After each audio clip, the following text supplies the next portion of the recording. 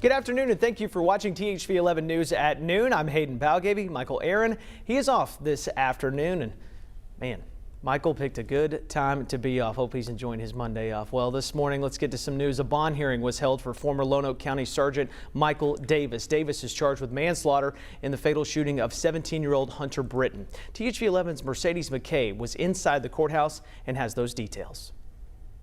Just hours ago in this courtroom behind me, Davis was able to walk away on a $15,000 bond. No cameras were allowed inside the courtroom, but the small room was filled on the left side with Brittain's family and on the right with Davis's family. The bond hearing was short and to the point, lasting less than 10 minutes. Both Special Prosecutor Jeff Phillips and Davis's attorney Robert Newcomb agreed to the $15,000 bond. Newcomb asked for Brittain's family to not harass Davis and his family. The judge added that he hopes everyone can remain civil, and he knows this is a situation no one wants to be a part of. We caught up with Hunter's aunt and uncle outside of the courtroom. Oh, I don't think it's fair. My nephew's, Hunter's laying in the grave or refrigeration. This man's gonna get to go home. Hunter's uncle Jesse Brittain added that he wished Davis would have turned around and looked at them. He said he just wants an apology. Davis will appear in court again on November 15th at 2 p.m. at the Lonoke County Courthouse. In Lonoke, Mercedes McKay, THV 11 News. Well, it is another warm Monday. The rumor is, though, Nathan Scott, that fall is right around the corner. It's good to see you this afternoon. And it's actually the first day of fall on Wednesday. It is, yes. And it could actually feel like fall. That's what you're telling me. That's what it looks like, yeah. The calendar's going to match up with Mother Nature's thinking. Today, though, Hayden, it's warm out there. It's humid. Temperature is already warming up into the mid-80s, upper 80s in some locations. It's going to be a warm day. It's going to be a hot day. You did that on purpose. Just take credit. Well, some people are not ready for the fall season to kick in just yet, so we'll give you a few more days. Here's visible satellite. Some clouds lingering across southwest Arkansas. A lot of us are seeing plenty of sun, and that's helping the temperatures warm up into the mid-80s right now in Little Rock. It's 82 in Stuttgart, 82 in DeQueen. And with the humidity, it feels like 89 in Russellville, it feels like 94 in Fort Smith, and it feels like 85 in Monticello. Radar loop is pretty much all quiet. However, there are a few stray showers trying to pop up right along the Mississippi River, Phillips County, also into Chico County and Deshay counties. So there will be a slim chance for those folks they could see a stray shower. The rest of us, though, partly cloudy skies, hot for this time of year. Temperatures topping out into the upper 80s to low 90s. But summertime will not be hanging on for very much longer. A cold front moves in here on Tuesday, and behind that front, it is going to certainly feel like fall. I'll have more details on that and how much rain we could see coming up.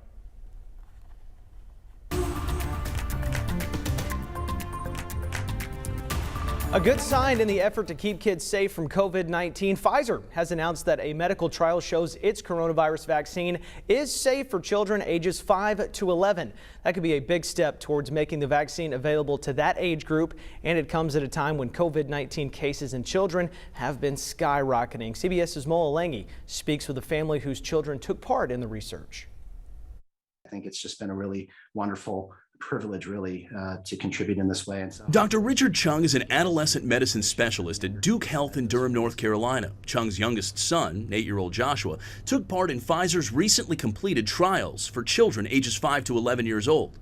I think that everybody should get vaccinated so that things can return back to normal. Pfizer announced this morning that the trials Joshua took part in showed the vaccine was safe, well tolerated, and resulted in robust neutralizing antibody responses. Those positive results mean Pfizer will now send this data to regulatory agencies around the world, including the FDA and European Medicines Agency, for approval. The FDA looks at this data and feels confident that it demonstrates that this vaccine is safe and effective for children 5 to 11. You could have a vaccine within a month to 6 weeks. Former FDA Commissioner Dr. Scott Gottlieb is a member of Pfizer's board of directors. Pfizer tested multiple doses to find the optimal dose that had the best compromise between reducing the number of vaccine-related side effects while still providing efficacy that's on par with what we saw in 16 to 25-year-olds. The vaccine has already been approved by the FDA for use in children 12 and up. Dr. Chung's older son, Caleb, took part in those trials. I wanted to participate in the trial in order to help motivate other kids to get the vaccine. Pfizer's announcement comes at a pivotal time in the fight against COVID-19. The most recent American Academy of Pediatrics report showed the second highest number of childhood COVID cases for any week since the pandemic began. The spike in cases has been driven by the Delta variant, which has disproportionately affected the unvaccinated. I'm really proud of them, seeing them kind of courageously take this step and to do so really enthusiastically has just been a remarkable experience, not just as a pediatrician, but certainly as a dad. Now, we should note that 8-year-old Josh was not sure whether he received the placebo shot or the real vaccine. He told us his symptoms were not severe. Mola Lengi, CBS News, New York. The company also said that trial results in children under 5 years old could be available by the end of the year. Well, this afternoon, the state's number of new COVID cases and hospitalizations are both trending down. And while hospital administrators say this is encouraging news, our fight, it is far from over. The intensity and the number of patients in the hospital has decreased, and that brings that kind of relief. We're wary, however, because we still don't have the vaccination rates in the state that we want or need. We can feel perhaps some comfort that we're starting to see a decrease. But now's not the time to let up our guard. Right now, there are 1,015 Arkansans hospitalized with COVID-19. That is 100 fewer less than this time last week and a near 30% drop since this time a month ago. Now, this week, we expect to learn President Biden's plan for rolling out COVID-19 booster shots this week. On Friday, an FDA advisory committee overwhelmingly rejected booster shots for all Americans 16 and older. They did, however, recommend emergency authorization for a Pfizer vaccine booster shot for Americans 65 and older. And, of course, those at high risk of getting severely ill from the coronavirus. As for those who took the Moderna or J&J shot, you'll want to wait before you start mixing and matching vaccines. Can you start with one and boost with the others?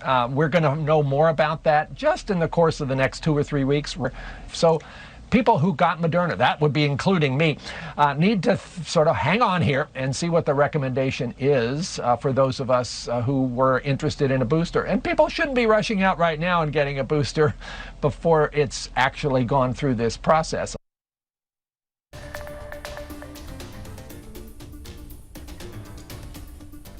A Conway public school teacher has been arrested on charges of engaging children in sexually explicit conduct. According to the Faulkner County Sheriff's website, Jesse Sublett, a construction trades teacher at Conway High School, was brought into custody late Friday. Sublett has since been suspended. In a statement, the district says, quote, CPSD is fully cooperating with law enforcement during this ongoing investigation. The safety of our students is always our highest priority. The district says they cannot comment on any further updates of personnel matter. A Ward police officer is recovering this afternoon after getting injured responding to a car accident. Around 9 o'clock Friday, Ward Police Senior Patrolman Andrew Van Lint was assisting Arkansas State Police when he was struck by an oncoming car. The accident took place along Highway 67-167. Officers say this is just another reminder to please move over and slow down when you see police on the shoulder.